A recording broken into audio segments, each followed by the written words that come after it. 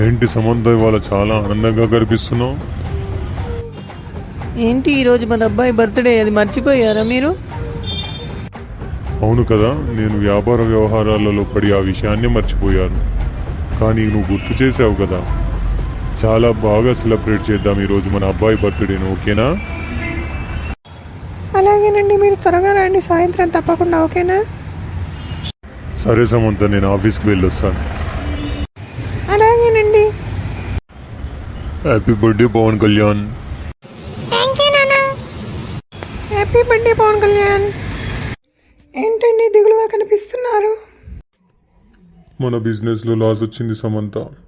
మన ఆస్తులన్నీ పోయాయి. ఇక మనం ఈ ఇల్లు కాల్ చేసి వెళ్ళిపోవాల్సి వస్తుంది. అయ్యో రామా, మనకి ఇలాంటి పరిస్థితి వచ్చిందా? మీరేం బాధపడకండి, మీరంతా మళ్ళీ తిరిగి సంపాదించగలుగుతారు. నన్ను క్షమించు సమంత, మిమ్మల్ని ఇలా పేదరికంలో బాధ పెడుతున్నాను. అయ్యో అలా అనకండి, మీరెక్కడుంటే నా జీవితము అక్కడే. కష్టంలోనైనా సుఖంలోనైనా అన్నిట్లో మీ ఎంబటి నేను ఎప్పటికీ ఉంటానండి. మీరు ఏదో ఒక రోజు తిరిగి అన్నీ సంపాదిస్తారు, ఆ నమ్మకం నాకుంది. మీరు అలా బాధపడకండి. నాన్న, ఇల్లు చాలా బాగుంది, నాకు ఇక్కడ చాలా బాగుంది. ఇక్కడ నాకు కొత్త ఫ్రెండ్స్ అయ్యారు. నాకు ఇక్కడ చాలా నచ్చింది నాన్న. అవునా పవన్ కళ్యాణ్, ఇంకేంటి మరి, వెళ్ళి నీ ఫ్రెండ్స్తో ఆడుకో, ఎంజాయ్ చేయి.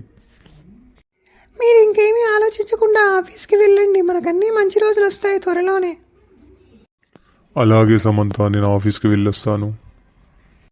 సమంత సమంత ఏంటండి చాలా సంతోషంగా కనిపిస్తున్నారు? నాకు ప్రమోషన్ వచ్చింది సమంత. నేను మళ్ళీ మనం తిరిగి మన సొంత ఇంట్లోకి వెళ్ళొచ్చు. అవునా, చాలా మంచి వార్త చెప్పారు. ఇక మళ్ళీ మనం పెద్ద ఇంట్లోకి వెళ్తామన్నమాట. అవును పవన్ కళ్యాణ్, అక్కడ నువ్వు చాలా సంతోషంగా ఆడుకోవచ్చు.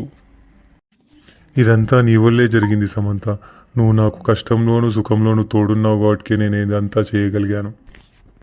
అదేంటండి, అది నా బాధ్యత కదా. మీ కష్టంలోనూ సుఖంలోనూ కలిసి ఉండడమే కదా నా ధర్మం.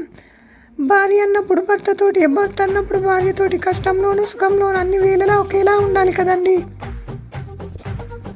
అవును సమంత, సరిగ్గా చెప్పావు. నీలాంటి భార్య దొరకడం నా అదృష్టం సమంత.